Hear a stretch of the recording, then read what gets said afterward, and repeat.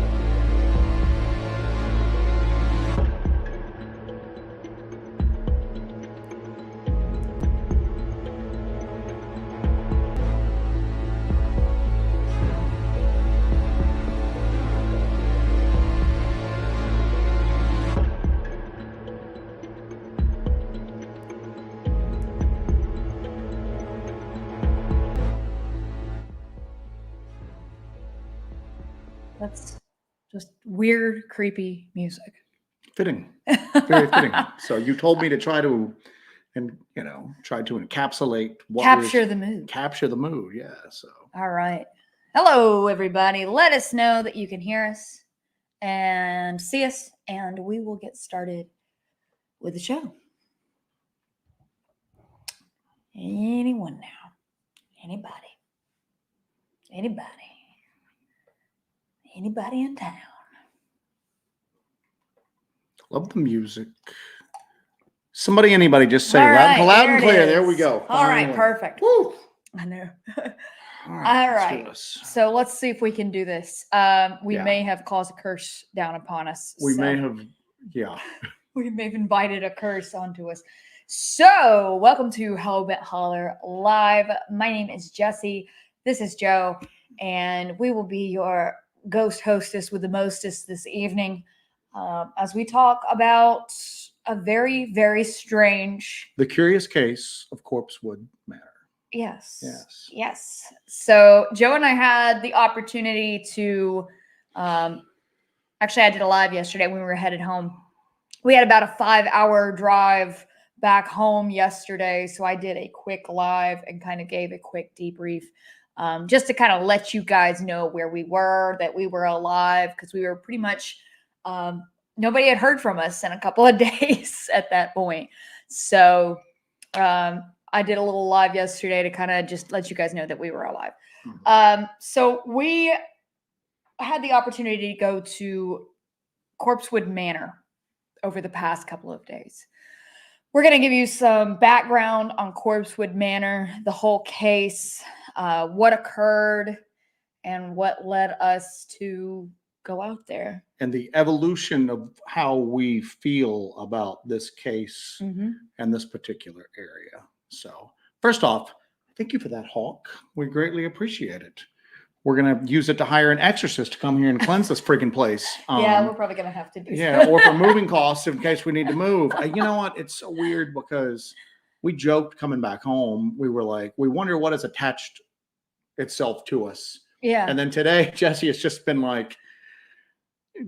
going like, I know we were kind of halfway joking, but this has just been a rough day for like everything. It just feels like there's just something working at cross purposes to you, doesn't it? Sometimes, yes. I was editing some stuff today and working on some video stuff today, and I was just trying to do a basic operation where I'm trying to put text on top of a video, and it started meshing clips all over the place. Computer issues. We were just sitting here getting ready to go ready, and I'm hitting like a button, and it just the screen's distorting, doing all sorts of weird stuff. So we'll see how the next hour and a half goes. Yeah. But yeah. Anyway, thank you for that, Hawk. We greatly appreciate it, buddy. And thank you, Chris Jackson. Thank you, guys. Thank you, Chris And I say this Jackson. every week. People who, when they do that early on, they show such great faith in us, because this could be the worst, most boring hour and a half you could possibly have. So yeah. So thank you right out the gate for that. I do appreciate it. Damn, everybody's hitting us up. So Curtis Whitaker, thank you so much. Thank you, Curtis. And didn't even want to throw a little comment along to it. You know what I'm saying? Just a super sticker. Thank you for that, Curtis. Thank you for that. And then Stingray God, you guys must feel pretty confident about not getting back to the Who's Gal. Doesn't need that for bail or lawyer fees or anything like that. So thank you guys for that right off the gate. So we greatly appreciate that. So let's get into the main, I think, thing for this entire episode tonight is going to be Corpsewood Manor. Yeah, we're gonna go over that. We're gonna go over the story. We're gonna go over the story and go over our experience there. But I'm going to preface this before we get started. Despite the fact that we're going to talk about that on this episode and with you guys, does not mean that there's not going to be a full-fledged video coming up, kind of explaining a little bit of the backstory. Yeah. So I think what I'm looking at right now is doing 2 parts where I go in depth on the story of Corpsewood Manor, what occurred, some background on everything, and then show you guys our investigation of the site. So we're going to just talk about it today, and then we're going to there will be a video out in a couple of weeks. Catherine, thank you so much for that. Thank you, Catherine. Our good friend Catherine Kay. And then Tracy Crane. Every week, Tracy, you hit us up every week. Tracy has the utmost confidence. Utmost confidence in us. Haven't let her down yet. And then best mod in the business, Lady Wolf. Always have faith and mad love. So did Lady Wolf like her coffee? I never even heard. I've been so busy. I don't know. She's still cranking along. Lady Wolf lives off of coffee. Like literally, you might go, oh, well, I live off coffee too. No, you don't. You know what I'm saying? Not compared to Lady Wolf. So Jesse got some cryptid and monster themed coffee. I got some coffee from Bones Coffee Company. And we sent it to our good friend Lady Wolf. She says she loves it. Best mod in the business. You got to keep them happy and caffeinated. A lot of channels have like multiple mods. We just have a handful. And quite honestly, Lady Wolf just does a freaking absolutely amazing just service to the entire like Hellbent Holler community with how she handles. She's firm but fair. Firm but fair. Firm but fair. Tough but fair. So anyway, so let's talk about. If you want another reference, somebody mentioned earlier that we did a dark dive. I think it was Kim actually. That we did a dark dive and we mentioned Corpsewood Manor in that dark dive. I think that was our Feral Humans episode where we mentioned Corpsewood Manor because we've attempted to go there once before and we ran into legit feral humans almost. We were not able to actually get to the site before we turned around and said F this and left. So it was kind of a point of pride for us to return there and do this investigation. And we'll get into our portion of the investigation after we go through the backstory. So let's take you on a little journey here. It's the mid-1970s, and there is a professor of pharmacology at Loyola University in Chicago, Illinois. He has separated from his wife. He lives in a crumbling mansion with basically what amounts to a manservant, Joey Odom. The professor's name is Charles Lee Scudder. Charles Scudder. And Charles Scudder had been married previously. And you know what? All you need to know about Charles Scudder is what he named his children. Saul, Gideon, Ahab, and Fenris. Fenris Sorrow. Fenris Sorrow Scudder. Yeah. So that should tell you what you need to know about Professor Scudder there. Yeah. So he is a pharmacologist. He is working on the effect that hallucinogens have upon the human mind and if behavior and thought can be controlled with them. basically MK Ultra type stuff. Not even basically. If you're familiar with the MK Ultra program, which a lot of people who are involved in the paranormal, conspiracy theories, true crime podcasts, anything like that, if you're a fan of anything like that, you are familiar with the MK Ultra program. MK Ultra was an experimental program done by the CIA to experiment with using LSD and mind control techniques, often brainwashing. They would break people down. It was some Manchurian Candidate type stuff. And there's some debate on whether or not he was technically involved with MK Ultra. Do you know what? I'm sure that he did not get documents from the university or from the government going, attention MK Ultra participants. It was MK Ultra. So he's involved with MK Ultra. He has separated from his second wife. His children are estranged. He lives in this dilapidated mansion in Chicago, where his greatest joy is watching the city rats come down and drink out of the broken down fountain in his back courtyard. So he decides that he and his manservant want to escape to a simpler way of life. They sell the mansion. He comes into a small inheritance. And on his 50th birthday, he resigns from Loyola University and buys 40 acres of woods in the northwestern Georgia, technically mountain-ish. It's near a ridge. It's very weird topography. Would you agree with that? Yeah. Very weird topography out there. And they pack up they sell most of their belongings. He had kept some furniture that he had bought from a closing theater house. So he had a lot of very dramatic period piece wooden furniture, kept some of that.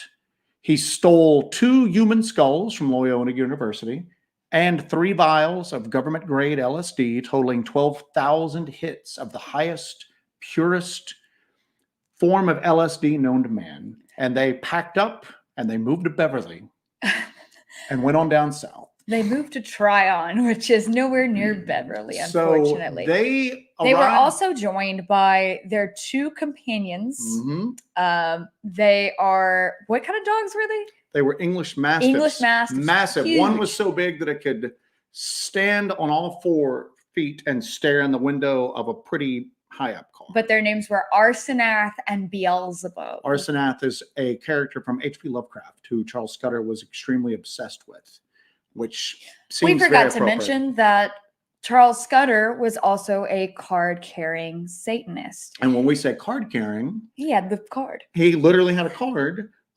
Did regular donations to Anton LaVey's Church of Satan. He was also involved in correspondence with Anton LaVey on a regular basis. Now, they move down. They pack up. They move down. Their plan is they're going to go into a 40-acre spread that is surrounded by national forest on all sides, accessible by one little road in, and they are going to basically get away and build their own version of paradise. When they arrive, it's during an extremely harsh blizzard. They are unable to get up to their property. They have to sleep in their Jeep. And they also discover that the only route in is blocked by a dead and bloated horse. So they name this little path Dead Horse Road. And that kind of sets the tone for everything else that we're about to tell you at this point. When they are able to make it into the area that they purchased, it's pretty stark and desolate. Even winters in Georgia don't get too terribly bad. You get snow and you get ice and stuff like that. But the forests, this spot is very, very, very stark and desolate back then. And they call it Corpsewood. They've come to the Corpsewood. I think the words were the trees were bare and denuded. So they appeared to be the corpses of trees just standing in the sky. So obviously, you got all the makings of something here.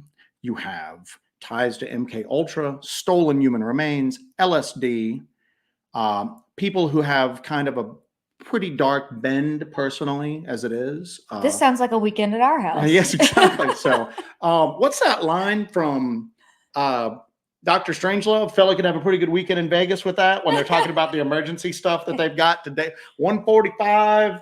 50 rounds of ammunition, 8 gold coins. And the guy's like, pretty good weekend in Vegas with that. That's what I thought when they were talking about the stuff that they packed up to take with them. So they didn't have a place to live. It was just bare property. They had a well dug.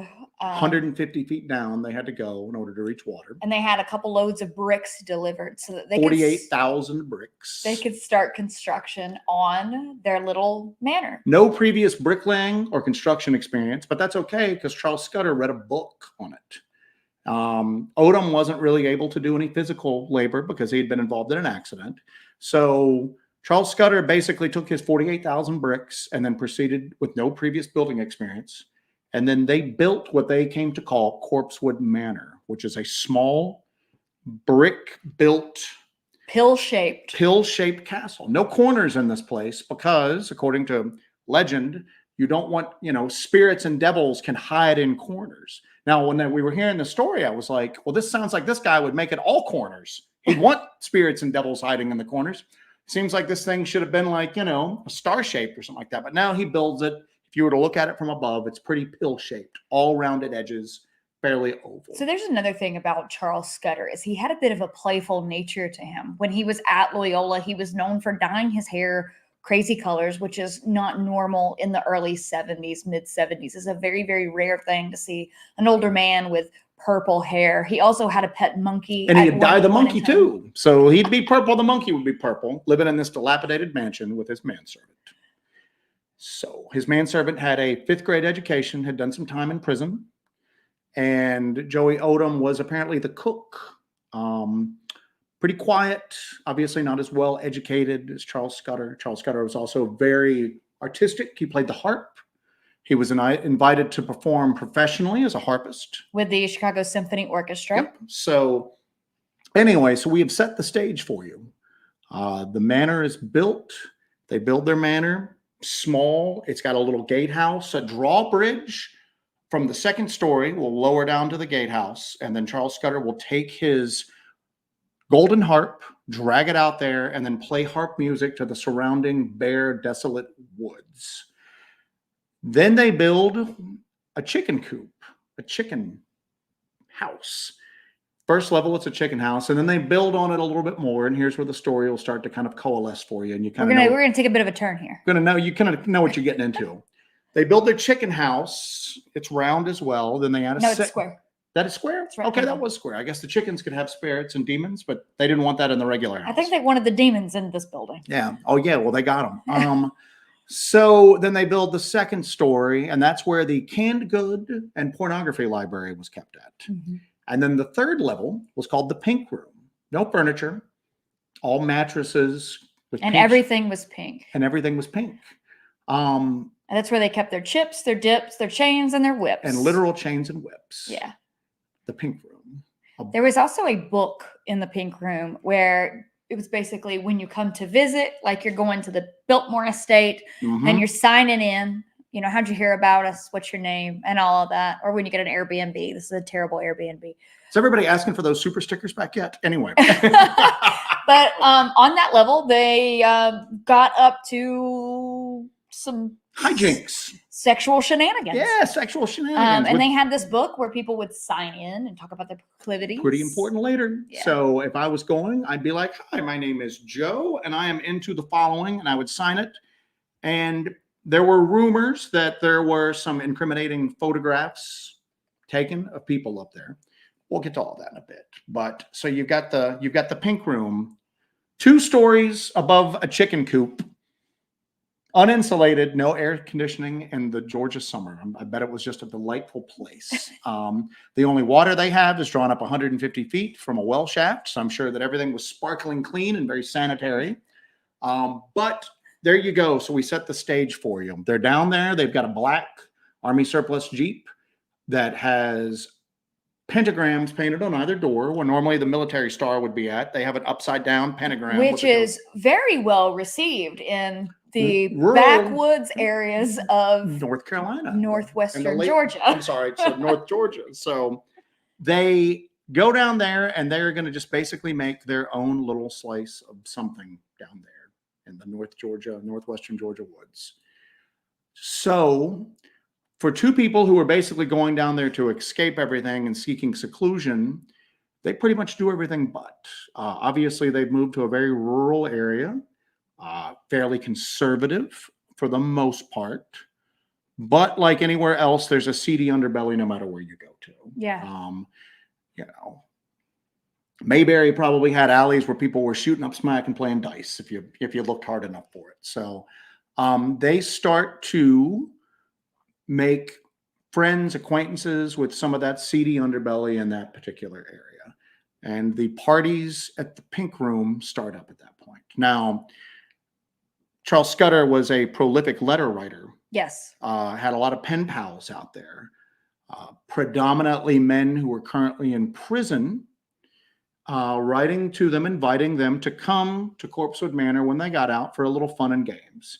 Now, one of the things that when we're reading this is they never allowed anybody in the main house. No. When guests came over, they would go directly to the Pink Room, or they would hang out in the woods or surrounding the house. But nobody was really allowed into the main house. That was Joey Odom and Charles Scudder's area, private area. Upstairs was 2 bedrooms. Downstairs was a kitchen, a living area, and Charles Scudder's office.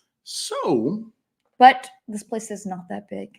My question was this, though, is that these people begin to entertain visitors. Yes. Both from outside of the area as well as inside of the area. And there was a lot of rumor that the people from inside the area were actually prominent citizens from the nearby towns of Somerville and Tryon, Georgia. So a few prominent citizens going out there to get their kink on. But that might come into the story later. So my question is if there is a constant parade of people into Corpsewood Manor from outside the community coming down there to partake of the pleasures that the Pink Room offered, some of this 12,000 hits of acid. And Charles Scudder's very famous homemade wine, which may or may not have been spiked at times with that LSD. Where were these people staying at if they weren't allowed in the main house? That's one of the questions I haven't gotten a satisfactory answer to. Yeah. Because it sounds like it was a revolving door, like a rogues gallery of people coming in down there. Right. Where were they staying at if they weren't staying with Scudder and Odom themselves? Even now, there ain't a ton of places to stay down there. No, we had some trouble. So, we had a lot of trouble. And we ain't camping out there. That ain't happening. No. But it's a question I have that I think is still unanswered, is that I think that there's a lot of this story that has been kind of washed over, kind of covered up a little bit just for the good names of some of the people in that area. But anyway, we digress a little bit. So Cowboy says we're doing a great job describing a spicy topic in a YouTube safe manner. We're doing our best. That's why we're kind of meandering. We're tap dancing on the line there. So anyway, so here's the deal. I want to stop this real quick and back this up and just say this, that there's other people out there that cover this particular story. Yes. There's a book written on the subject, which quite honestly, I've read it, and the lady who wrote it seems like just such a delightful human being. I've heard a couple of interviews with her, and she seems like one of the more personable, relaxed people you've ever heard on a podcast before. I'm sure that if any of us met her and spent 5 minutes with her, we'd have a friend for life. It's great. But so one of the things that I've seen here is people fall on either side of the coin here. This is a very black and white just topic. Okay. A lot of people, a lot of the podcasts we listen to, if you've got a villain, you got to have a hero in this. And there's villains in this that you'll get to later. But people will either go evil devil worshippers with drugs, or people will go 2 misunderstood weirdos who never did anything wrong at all. Right. And I think that when you get down to it, the topic is very complex. We discovered that it was more complex than we expected it to be. And I don't think that there's, quite honestly, any heroes in this story at all. I don't really know if there's any sympathetic characters in this at all. I will say this, that we went down there thinking a certain way, and then as we've learned more, our thinking has evolved a little bit. Yeah, well, as it should. When you get more information and more I mean, think about this. Let's take a little exit ramp here. Think about the LBO and what we had heard about the alleged massacre story of also 1982, by the way. The alleged massacre story of 1982. Before we went there and put boots on the ground and really did our research and our work looking into the place and physically going out there and doing this work, we had a completely different opinion and set of ideas about the whole incident and about the whole area. And then we've had to evolve our views on that because of that. And generally, we're pretty contrarian as far as things go.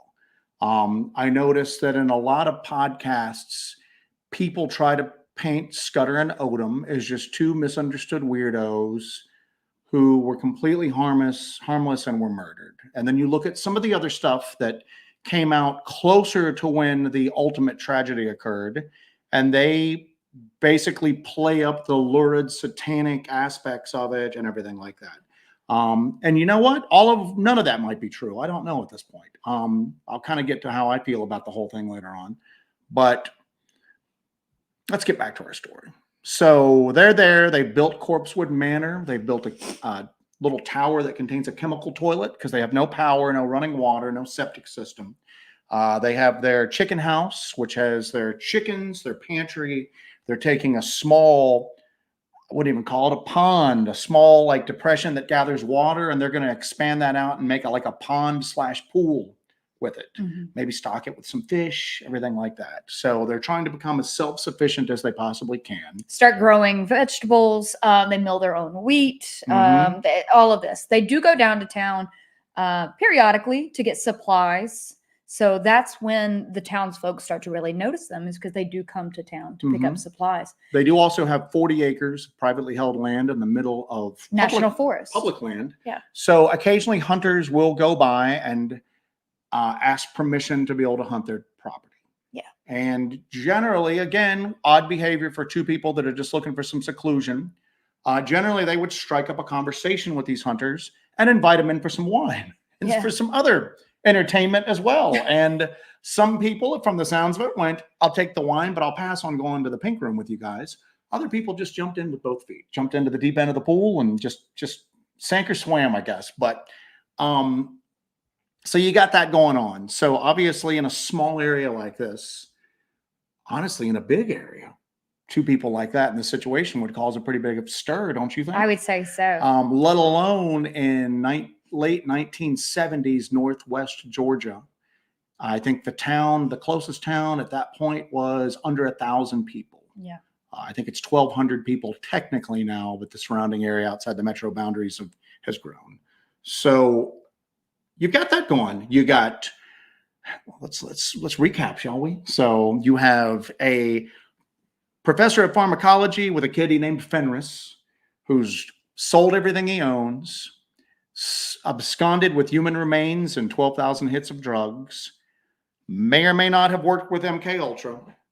He's gone down there, named a place Dead Horse Road, which leads up to his house called Corpsewood Manor, and they start having orgies over top of a chicken coop. Yeah. They have pentagrams everywhere on all of the chimneys. One of the stained glass windows in the house actually featured Baphomet, and another featured a skull.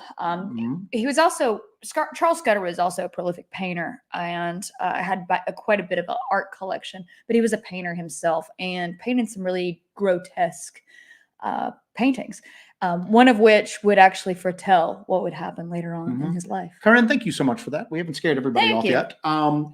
Because this is a very lurid story. This is as crazy as you can get. There's so many friggin' elements to this that it's kind of hard to cover it and do it well, because you keep going. I've thrown so much crazy stuff at you, but wait, there's more. But wait, there's more. So you got Scudder and Odom down there. They're starting to cause a bit of a stir. Some people are scandalized. Others are publicly scandalized, but privately are sneaking up there and signing the book in the pink room and diving in. So obviously there's a lot going on here, and that doesn't quite do it justice. And it's what's weird about all of this is that to get an idea of the person that you're dealing with, because quite honestly, Joey Odom is he's a secondary character in this. He's the cook.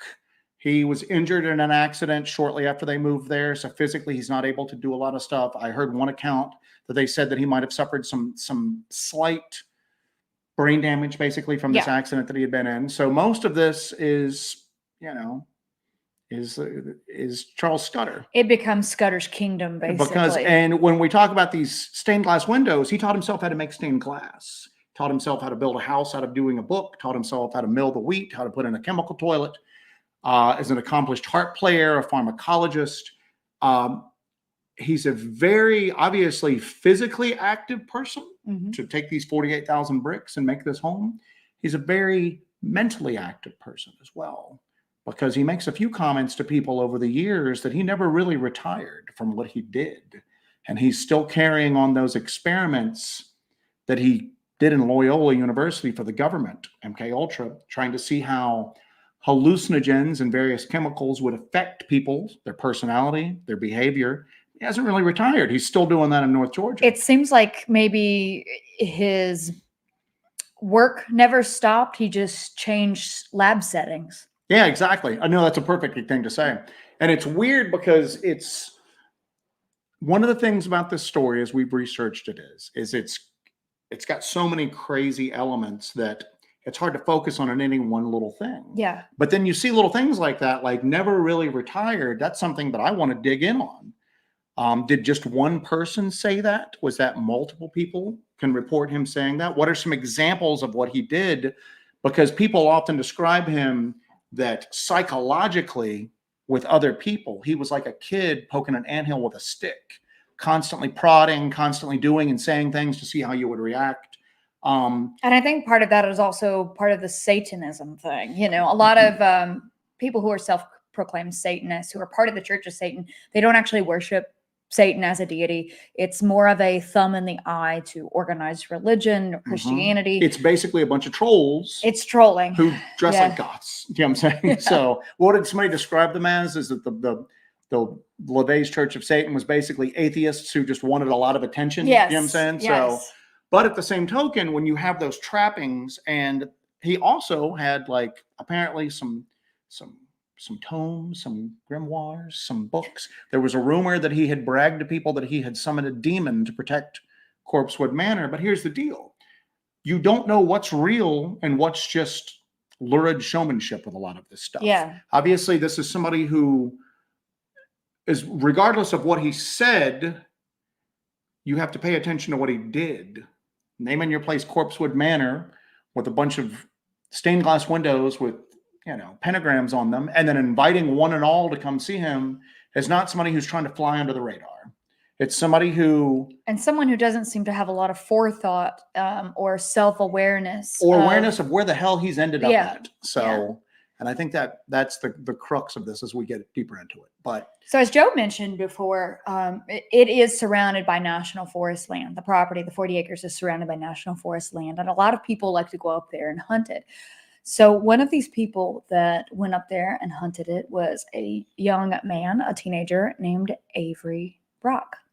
And Avery stumbled across this manor in the woods that looked like a Gothic castle just in the middle of the woods, and began talking to Charles and Jody.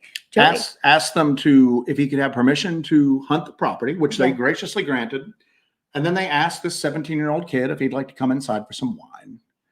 And here's where the story gets a little complex, and this is where I'm at with all of this, is that if you listen to any podcasts done or any shows done on this in the last few years, Scudder and Odom are painted as completely sympathetic characters, okay? Just two harmless misfits, and I'm going, damn, y'all are overlooking a lot of stuff. Yeah. Well, the age of consent in rural Georgia, or Georgia at that point, was 15, and I'm going, I don't care what the law says. Let's look at the morality of a 50-some-year-old man inviting a 17-year-old kid, regardless of how mature he is for his age, into his home, plying him with wine, maybe LSD, and then having sex with him. And I don't think that's very... And that's where we get our strike. And that's where we get it. So I danced around that as well as could. I didn't use any bad terms. But anyway, that's where you're at with it. Yeah. I don't think there's any truly sympathetic characters in this. And I think that a lot of people nowadays are just so they need a hero, they need a villain. And there's obviously some huge villains in this story. So therefore, Scudder and Odom have to be the heroes. Just two misunderstood. And I don't think that's I just think with everything, there is no black and white. There's a lot of gray. There's definitely some evil that comes upon them. All of them involved in this. So anyway, the whole thing's building up. But that's this match that was struck that brings about the bitter end. The first domino that falls. Well, I think the first domino is probably stealing them skulls and stealing that acid.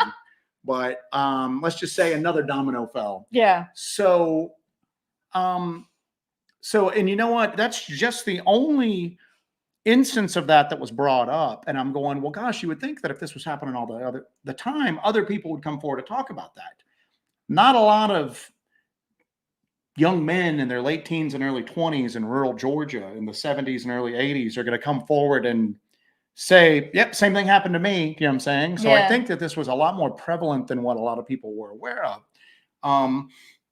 But you know what? Regardless, even if it never happened again, this happened.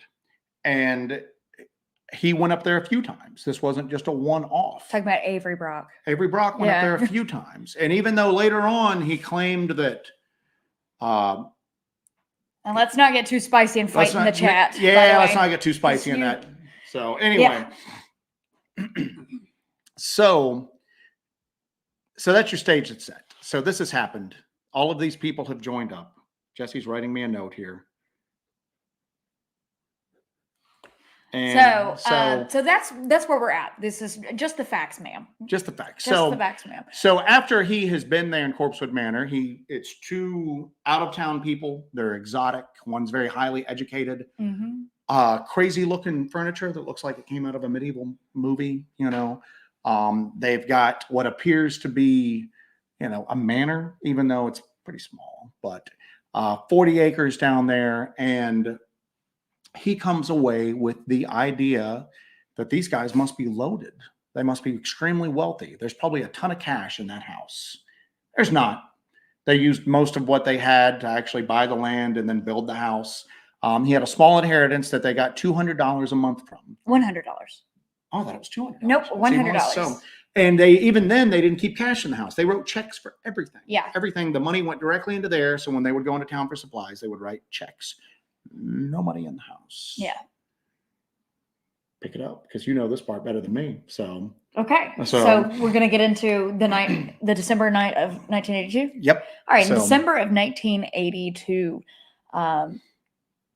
we'll go back a little bit. Our friend Avery Brock, who has been up to the house quite a few times, actually moves in with a 30-something-year-old man. So this is a teenage boy who's moved in with a 30-something-year-old man named Tony West. In and out of prison all the time. Tony's a loser. Yeah.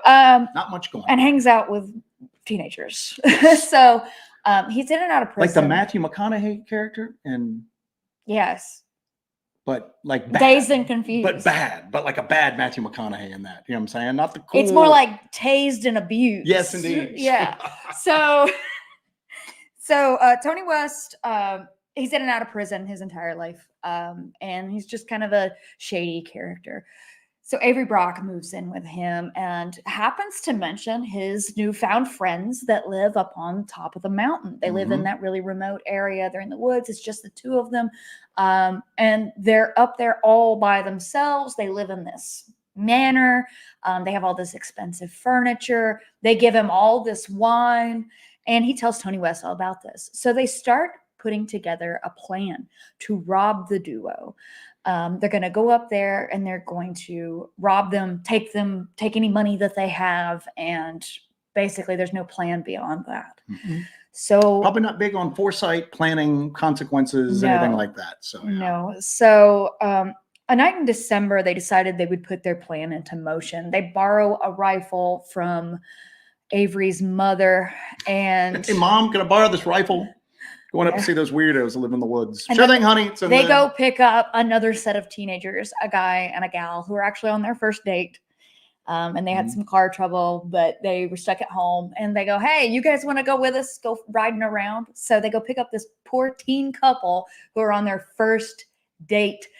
and take them up the mountain, take them up onto Taylor's Ridge to Dead Horse Road to Corpsewood Manor. They go up, all 4 of the compatriots go up into the pink room with Charles and Joey, and they imbibe some wine. But one thing we forget to mention here is that Tony West had a penchant for a homemade concoction that you would keep in jars made of paint thinner, gasoline, and several other household chemicals called Toodaloo.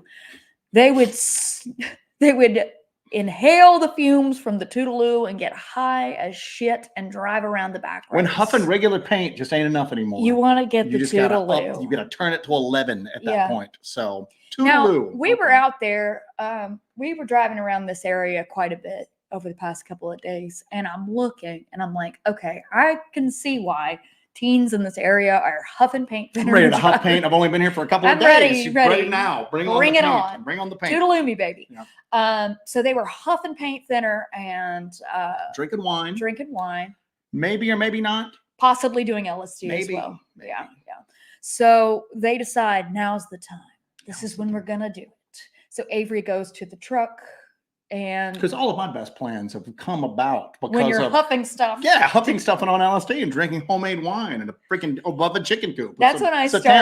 That's when I start to get my real creativity just starts flowing. That's when the light bulbs are really just going. Yeah. So all right. So goes to the truck, grabs the rifle, comes back, and Joey was outside with the dogs.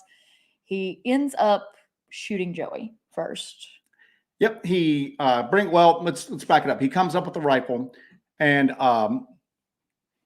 Scudder was obviously up to no good pretty much every damn day of his life since he moved down there. So he's used to getting into some sticky situations, and everybody said that he was really good at kind of talking his way out. Very charming guy. Yeah. Almost everybody who met him down there, even the people that didn't care for him too much, very charming guy. And, so... And I always use that. Remember Ted Bundy? Didn't they just say that even Ted Bundy, like when people would meet him and know what he did, would just be like, damn, that guy's charming, It's like looking in a mirror. Right? It is like looking in a mirror. So anyway. I threw you off course. You did throw me off course with that. So, God. So he brought the rifle in. Scudder kind of picks up on the change and he kind of tries to joke it off. And apparently he looks at him and he goes, oh, bang, bang, kind of makes a joke. And let's just say right now that other than Scudder, who is devious but intelligent, everybody else in that room's just idiots. You know what I'm saying? Just idiots. And they're idiots who are on wine, maybe LSD, and huffing paint and some sort of chemical, just inhalants. Toodaloo. So, he is able to successfully kind of like diffuse it. And the guy sits down and just starts drinking, forgets why he's got the rifle. And then I guess a few minutes later goes, oh, that's right. Oh, shucks. I'm here to like rob these guys. So he, at that point, pulls a knife out, pushes Scudder up against the wall, holds the knife to his throat. And Scudder makes a comment, again, I guess maybe trying to diffuse the situation. But he just likes, oh, you like to play rough games, huh? Okay, well, I'll play. Yeah. Tells him I'll play. The other idiot, the young idiot, what's his name? Never remember Tony West. Tony West takes the rifle, goes downstairs. Nobody's ever really gone into the main house before. Yeah, he's going to go ransack the house. He's going to go ransack the house. So he goes in there. Joey Odom is cooking, and the 2 giant English Mastiffs are asleep next to the wood-burning stove that he's cooking on. He goes in there, shoots all 3 of them, just guns them all down. Apparently, there's not even a word said. He just comes in, looks at them, and kills them. Yeah.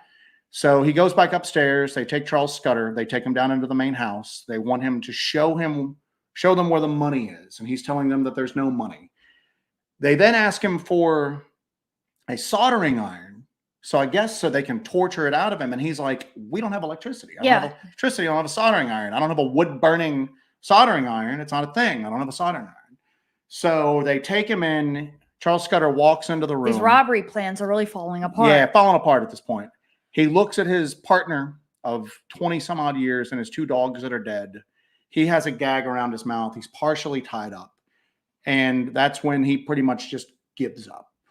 He starts making moaning noises. He partially spits out the gag.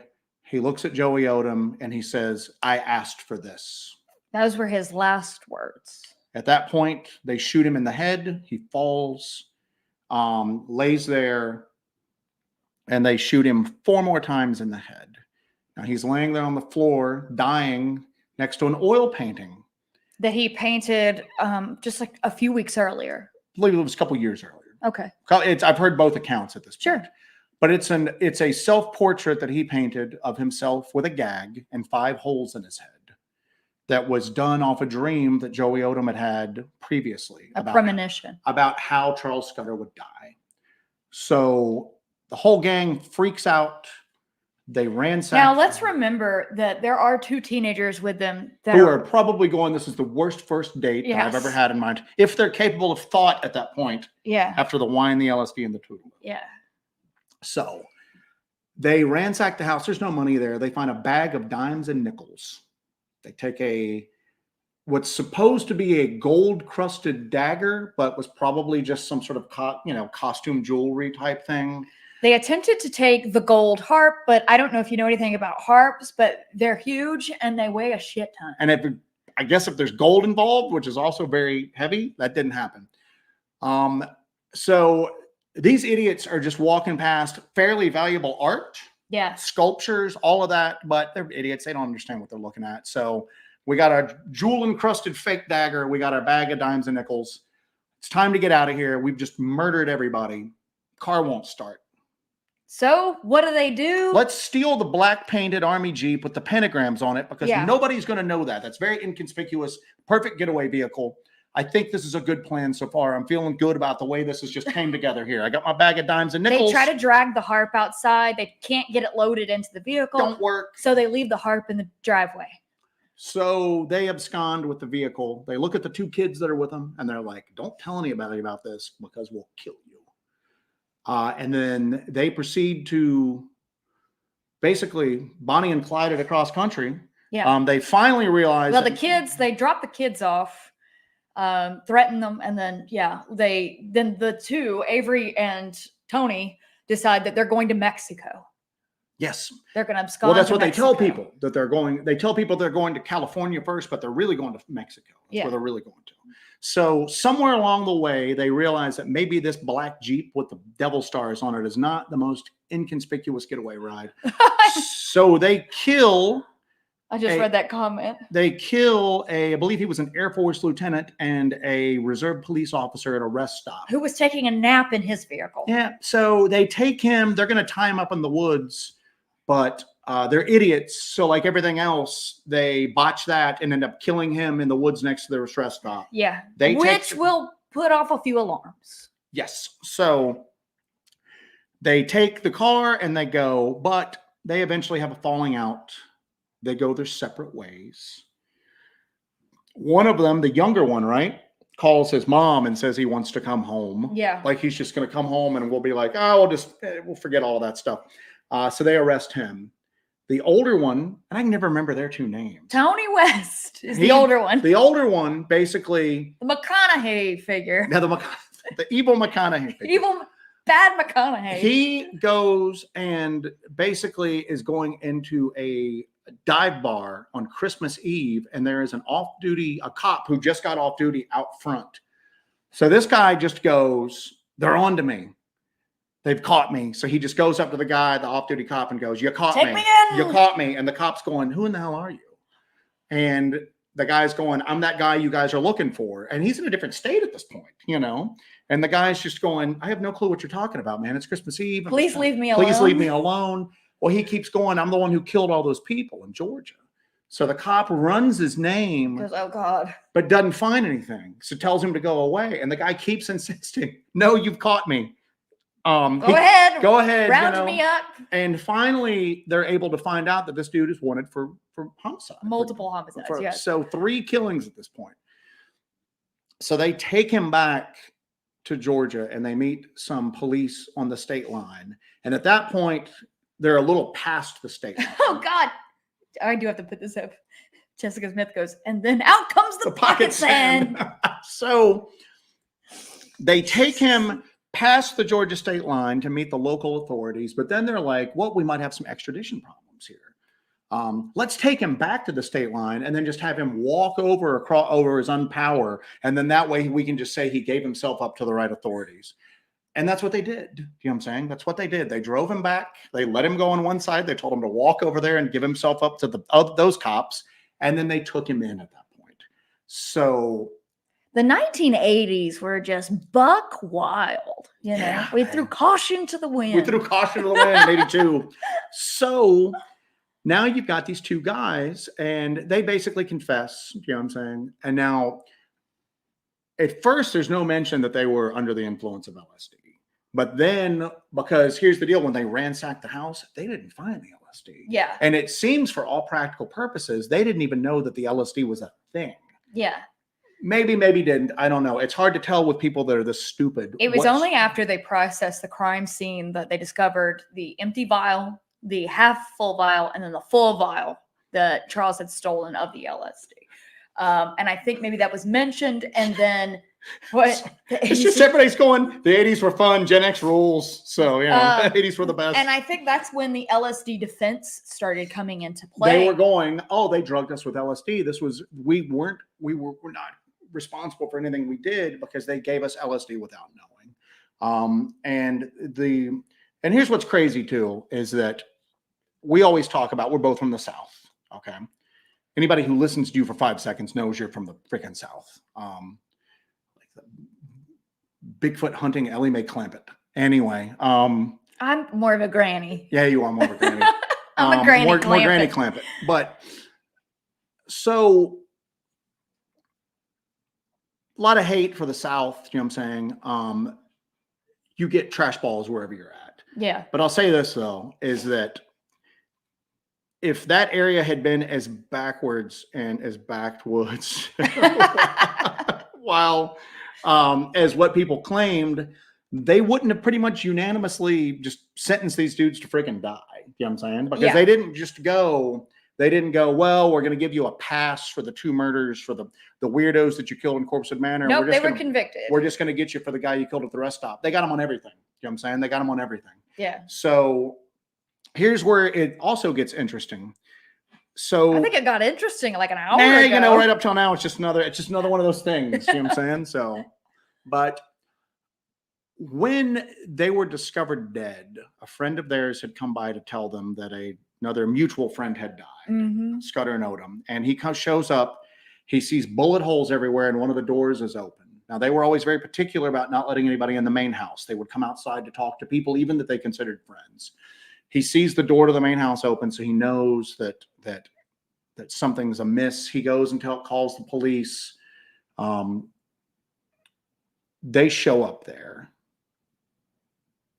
This is the crime scene they walk in on, a place called Corpsewood Manor on Dead Horse Road, decorated with satanic imagery.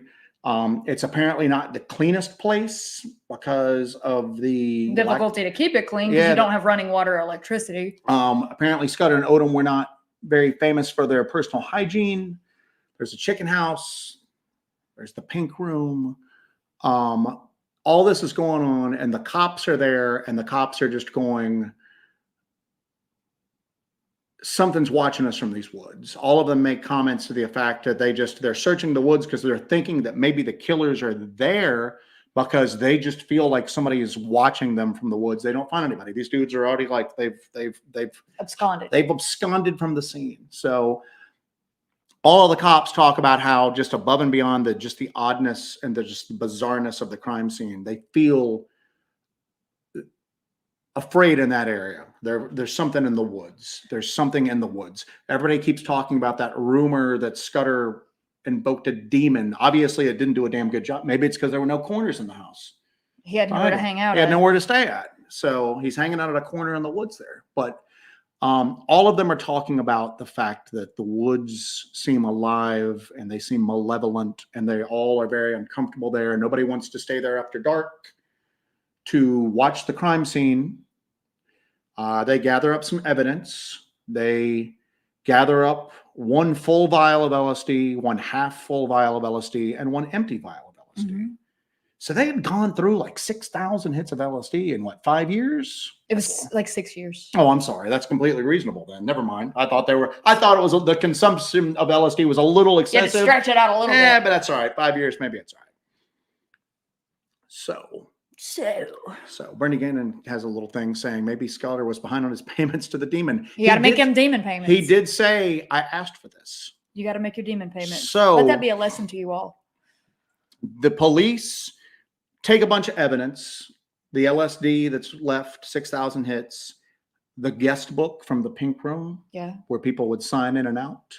They take all that into evidence, and nobody wants to stay there overnight because the police officers are just going, I don't want to stay here. I don't want to stay here. So the day after all of this is discovered, somebody comes in and burns the chicken house down. So the entire crime scene has been just obliterated by fire at this point. House is still there, but either rage over what has happened or someone covering their tracks burns the chicken house. The guest book and the LSD that was taken into police custody mysteriously vanishes. Checked into evidence and then don't know where it went to. Disappears. Thought it was just here, but now it's gone. There was rumor that there was some pretty good LSD hitting the streets shortly right after the trial was done. Yeah. So, but the book was gone, and people fall down very strongly on either side about whether that book ever existed or not. The sheriff himself said, oh, it was checked into custody. I just don't know what happened to it. It's a blot upon this police department that went missing. But I guess if you're a local prominent citizen and your name's in that book, you would want to get rid of that. You wanted to get rid of it before it went to trial, and maybe that was admitted as evidence at that point. So there you go. Corpsewood Manor. So that's some background. That's a little background for you. In case. So we've been aware of this story for many years at this point. We were raring to go. We were really excited about going. And a couple of years ago, we decided, let's go do it. I had just gotten my car. Martin, stop real quick. Martin Groves, of all people, goes, what a crime scene to work. You know what I'm saying? Honey, I won't be home for 6 years. Sheila, I'm not coming home tonight. I've got a little something. Oh, nothing bad. Don't worry. Everything's going to be okay. So that is the Sergeant, put down that dildo. So it's now you've got us banned. So this is the story of Corpsewood Manor. And so one of the things that we didn't really talk about, and this is one of those things that's glossed over, and I don't think it's talked about because a lot of people don't go. They either go there and they legend trip. They just go there to go, oh, I'm at Corpsewood Manor. Let me take some photos, or they're separated from it and they're just basically looking at what other people have written about it. Okay.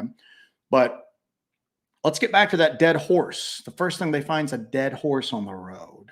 There is a part of the story that's not really talked about that often, is that the original owners of the land, it was being sold by relatives because everybody who lived on that land died. And the entire family allegedly stumbled across an entire nest of rattlesnakes at different times. And they all died. They thought it was rattlesnakes because that could be the only explanation of why they were just all found dead like this. And then other people will tell you, well, that's not, something that's able to be proved, but that's one of the stories that all these people were just died up there for no apparent reason, must be rattlesnakes. Even though nobody ever really mentions a preponderance of rattlesnakes after that. It seems like if there's that many rattlesnakes that are killing horses, killing people, you hear about a ton of rattlesnakes up there. Did you ever hear anything else about rattlesnakes? No. Nope. And people have been going up there since the incident happened. We went up there and it's very warm, overgrown, and we didn't see a rattlesnake one. Didn't see a rattlesnake one. You know what we did see though?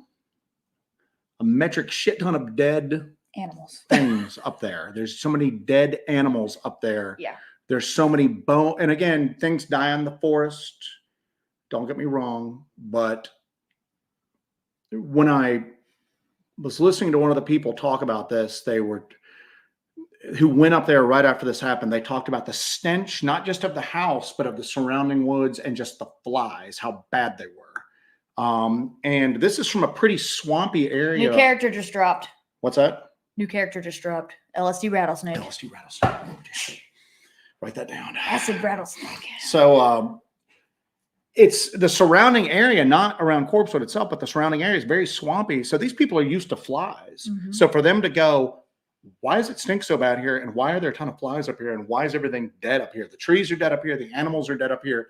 What's killing everything? That was going on before they showed up there.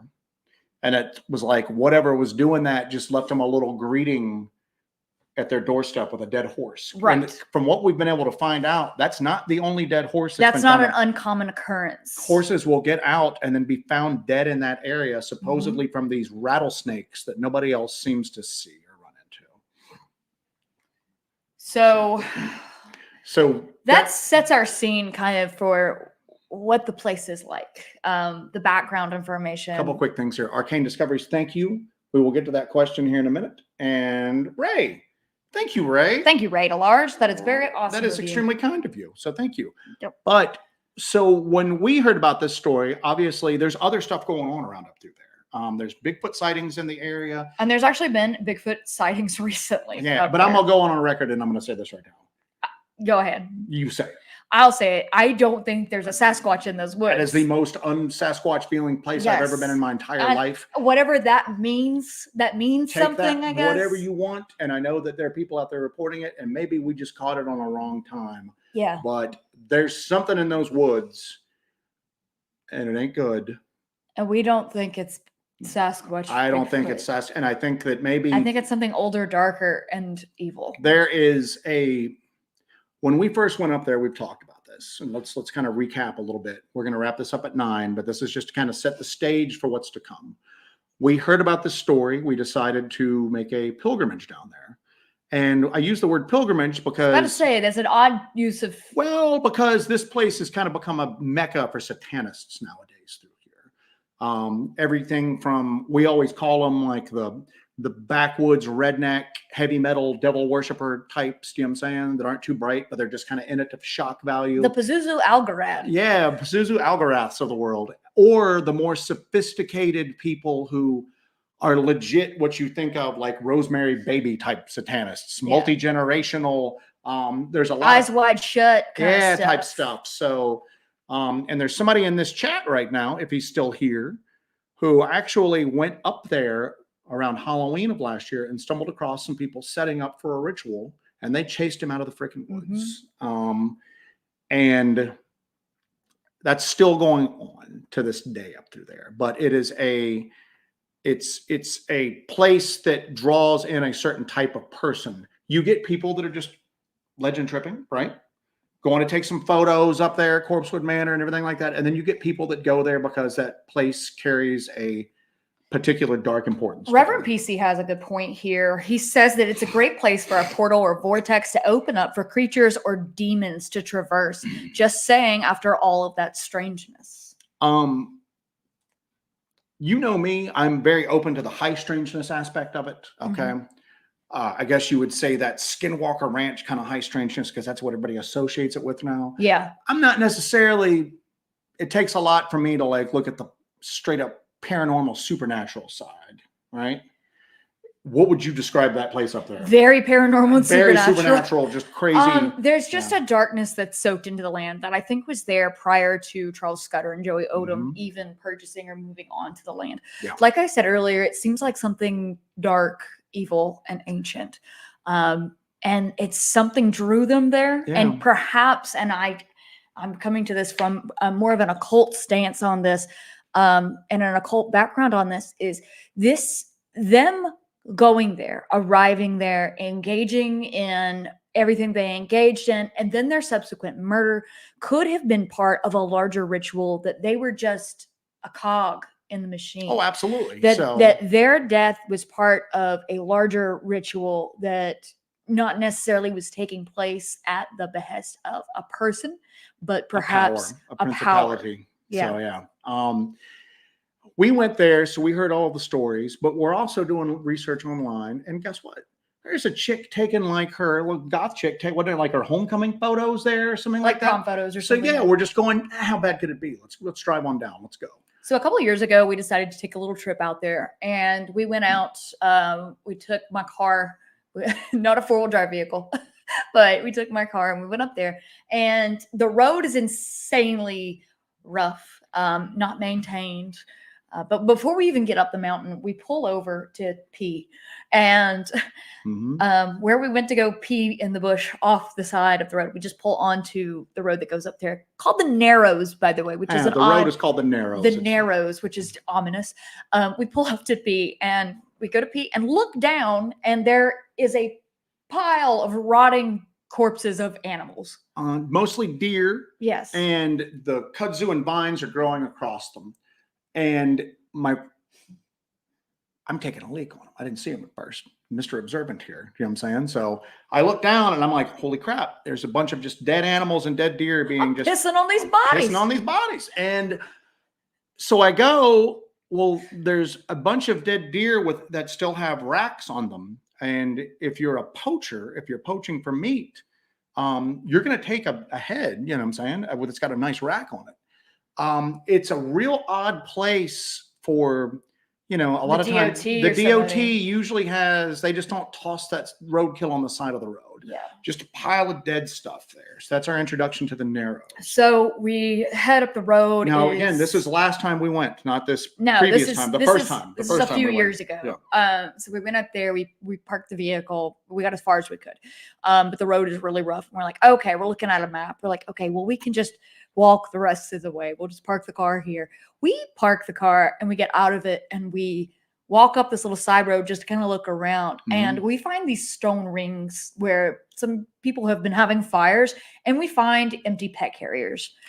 So people were taking animals up there. And they ain't leaving with them. And they weren't leaving with them. I walked up, so we had to stop. We were it's a pretty long haul from us. So we have a couple of 4-wheel drives that we would take, but they're older vehicles. That way we don't mind if they get banged up on some of the roads closer to us. Those cars were not going to make it. These cars were not going to make it there. So we took another car that was not as 4-wheel drive capable. And the roads up there are not maintained. A friend of ours said it's every tire for itself. You know what I'm saying? That once you get up there. So we pulled, like Jesse said, and I'm the one that found this.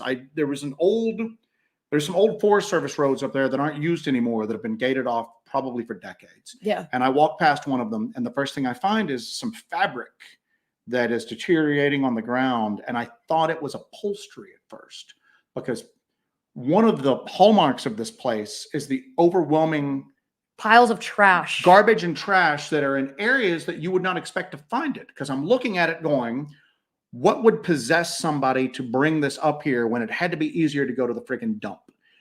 And I think possess is the key word, because that land is defiled. And I think it calls out for defilement, and people feel drawn to do foul things there and I know I'm being overly dramatic. Sticky language. It is, but it's disgusting up there. The air feels disgusting. It is the grossest place I've ever been to, and we have been to some sketchy ass areas before. This was the sketchiest. So by far. So what I thought was upholstery is a child's dress that's laying ripped there. Up and burned. But guess what? There's other garbage around in that general area. So you don't know if it was thrown away and the garbage bag ripped or whatever. But I find 3 stone rings laid out in a triangle, and there's an empty pet carrier facing away from me. So I walk around to it, and the whole time I'm going, please don't let there be a dead, half rotted animal in this pet carrier, and it's empty. But then I'm going, well, if they brought a pet up here, well, they didn't leave with and they brought it in a carrier. Yeah. They obviously didn't need the carrier for the return trip. So we found a few of those up there. Yeah. Satanic graffiti everywhere, everything like that. So we've been there for an hour maybe at this point. Yeah. So we decide we're going to carry on our journey on foot. So we leave our cart right there. We get our stuff. We are being attacked by biting flies. Biting flies everywhere, pretty badly. And we are doused in insect repellent. Yes. It smells like a slaughterhouse up there. And it smells, I don't know what it is. Do you know what I'm saying? It smells bad. So we continue on, and coming in our direction from the opposite way in which we were coming was an old Toyota Corolla with no windows or no license plate or anything, full of people dressed all in black and going very slow, inching down the road. Glaring at us. They glared at us as they drove by. And usually when you run into people in like remote, sketchy ass areas, you just kind of give them a wave. give them a hey, wave. I'm not going to hurt you. You're not going to hurt me. And they're just like, and it's Georgia summer, head to toe black. They all look very unhealthy and sickly. Coming from the direction of Corpsewood Manor. Yeah. So they get past us and out of sight, and we just go, we're calling it. And we smell, we forgot to mention this. It smells like a rotting body. It smells like dead bodies. Yeah. That's why I danced around that. But it smells like, I've never smelled rotting dead pigs before. So maybe somebody had killed a bunch of pigs up there and let them rot. But it smelled like dead people in the sun up there. Right. And I constantly just going, it's foul. So after we see these people, the first time we went, we're calling it, because either the car is going to get stolen or it's going to get disabled. Yeah, or destroyed. And we left. We drove 5 hours to get there. Stayed maybe an hour and a half, 2 hours. And we never made it to Corpsewood Manor. And we were so mad. I was personally very angry about the whole thing. We had never been like scared off of a place before. We've never allowed a place to kind of get the best of us. We did come home and buy those tins though, didn't we? We upgraded our personal defense after Corpsewood Manor, and then we upgraded again after the LPL. But we came back because we were just going, all right, we were expecting it to be a shady place, but we weren't expecting what we got. And we're to the point where we were going, we can do this, but and here's the other thing too, is that people might go, oh, you cowards, da da da da da. That's the car that Jessie drives back and forth to like her day job. So that we're real life people. If a car gets destroyed doing this, we're in a bit of a pickle. We're in a bit of a pickle, even if we're able to get out of there. Then all of a sudden now we have a car that's been destroyed that impacts us in our normal lives. You know what I'm saying? And quite honestly, I'm looking at these people going, the car's not going to not be there, or it's just going to be completely destroyed by the time we get back. Yeah. So we need to just go ahead and unask the area. We unask the area. So a couple years go by. Fast forward to this last week. We decided, F it. Let's go back to Corpsewood. Let's do it. We're not going to let it defeat us. Because it's always been there in the back of our minds that it's irritating. So that we couldn't do it. We went. We scouted. We did some day scouting. We drove around the area. We checked out the area a lot. We did a day scouting out there at the actual site. Went to Corpsewood Manor. And then we did a night investigation, which almost didn't happen.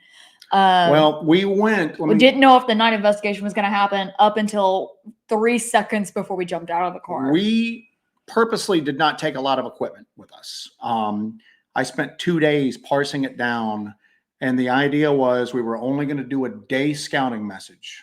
Okay, only do it mission. Only scout during the daytime, get an eye for it. Figure out how we're going to be able to approach this. We were talking about maybe having somebody drop us off and then pick us up the next morning. So that way there's not a vehicle up there. We were just thinking of different ways, but we only scratched the surface when we were there. We've got to go check it out and get a game plan for next time.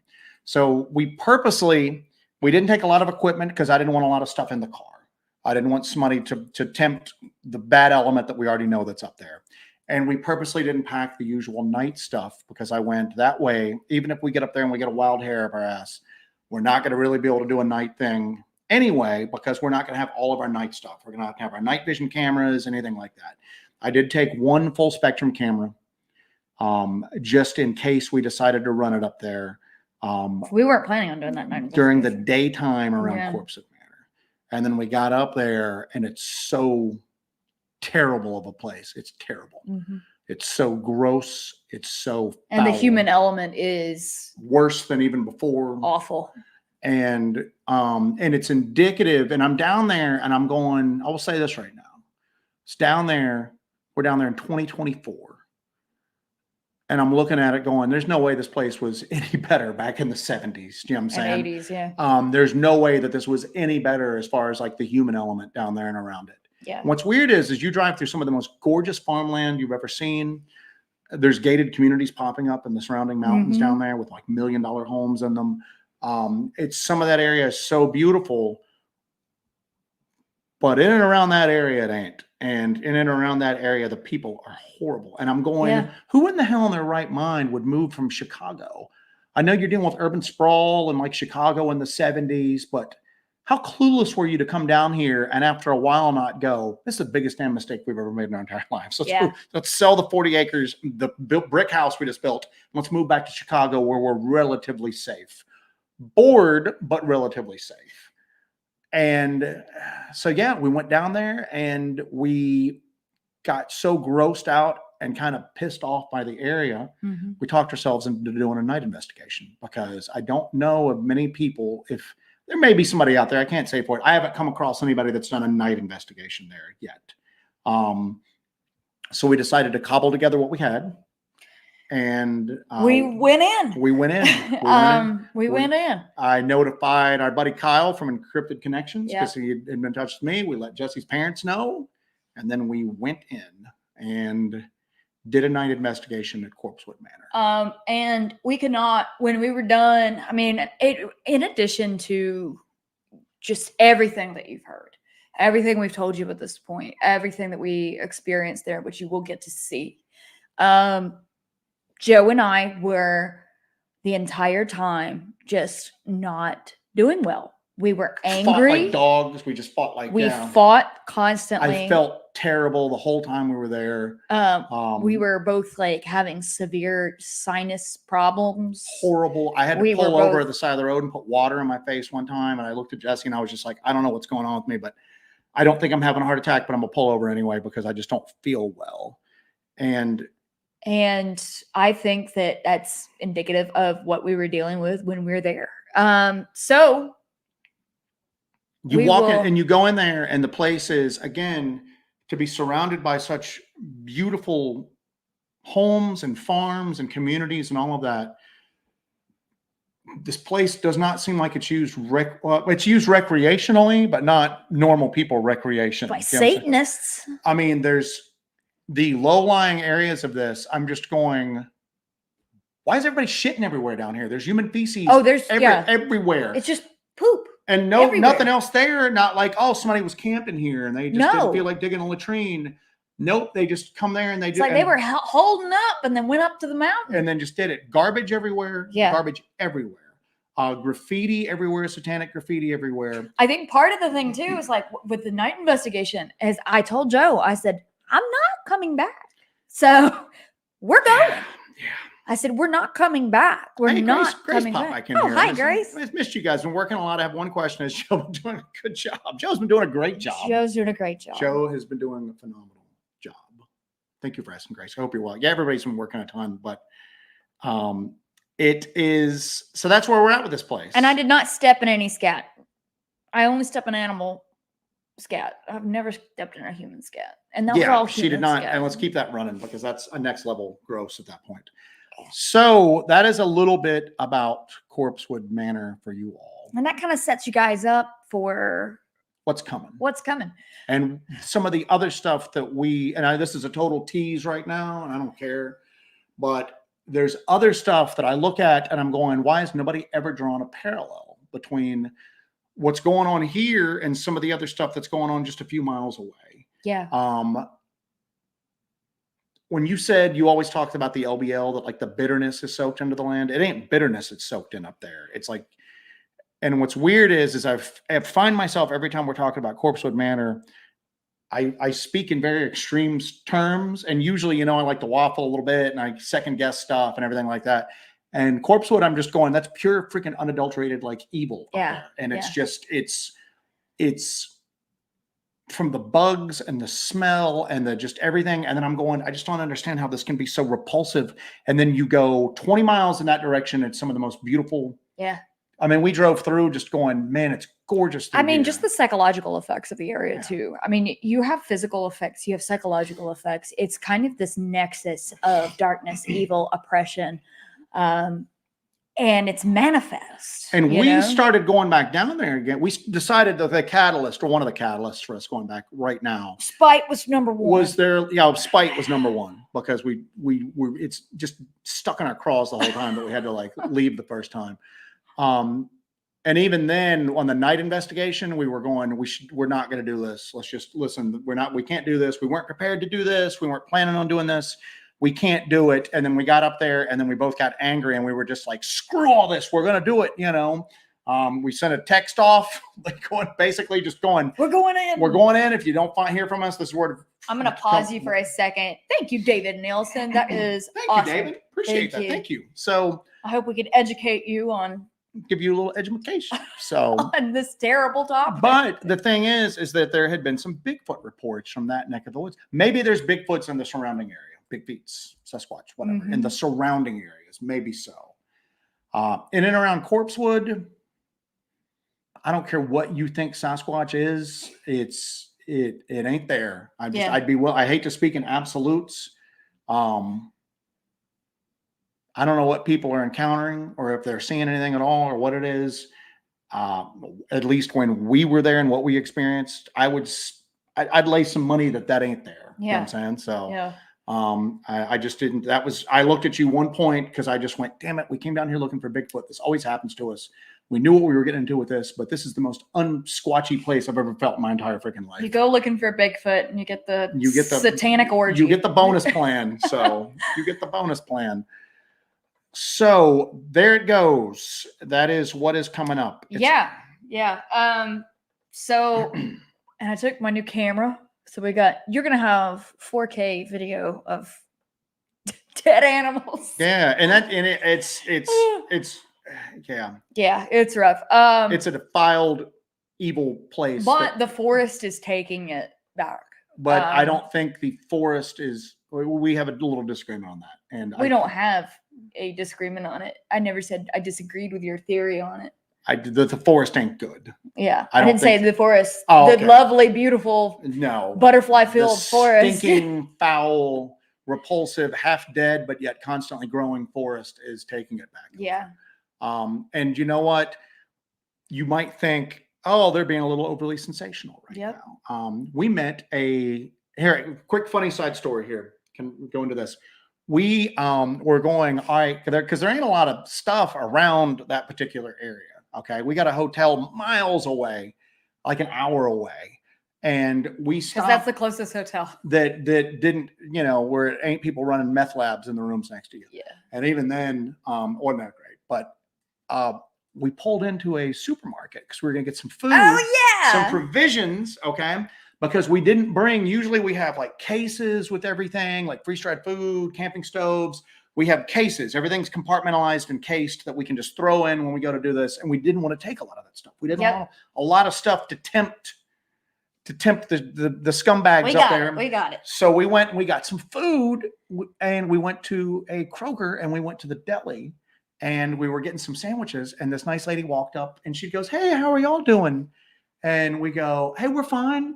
And then she goes, "Do y'all have a YouTube channel?" And I went, yeah. You're like, yeah. And then she goes, "Jesse and Jose, we got recognized in a Kroger," which is crazy.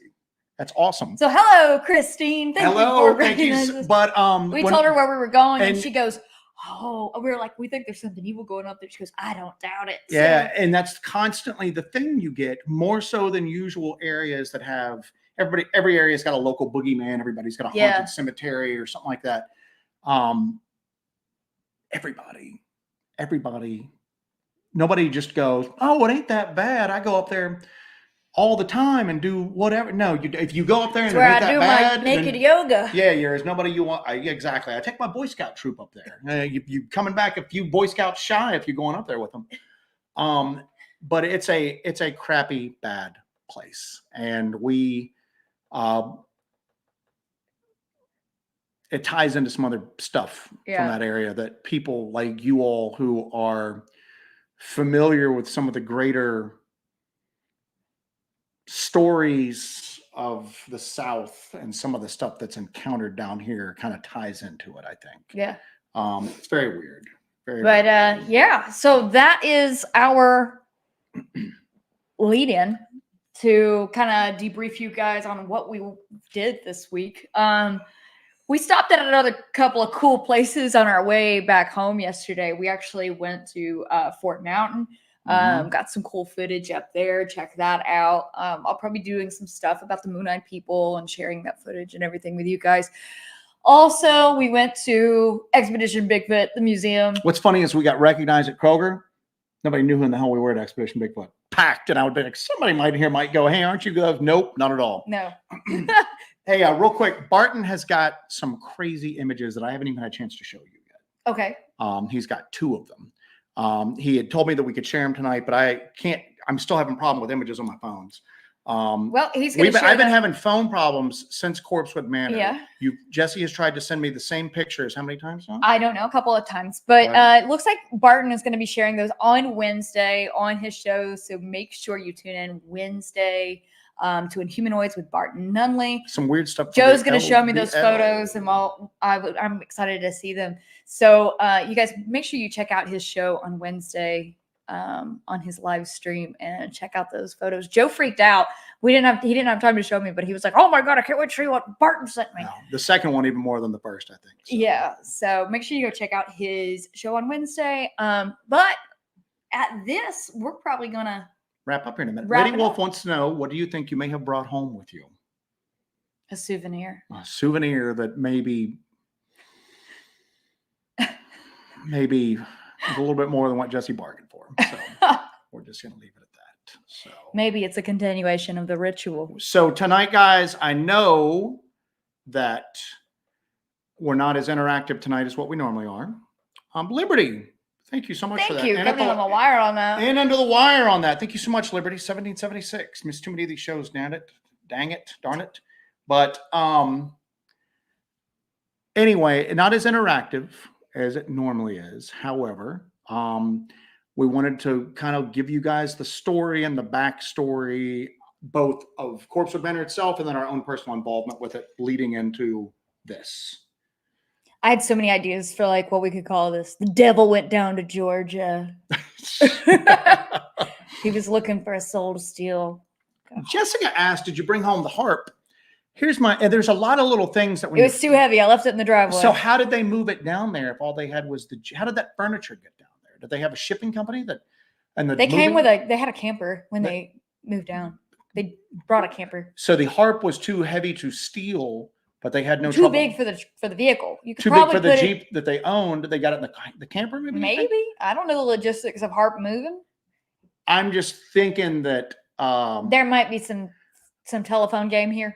There might be some more community acceptance of these 2 people that then after it was all came out and said and done, they were just like those terrible satanists up in those woods and all the horrible things they did. I just think that there were elements of the community that maybe were more tied in with them than what you thought. And then there was a cover up afterwards.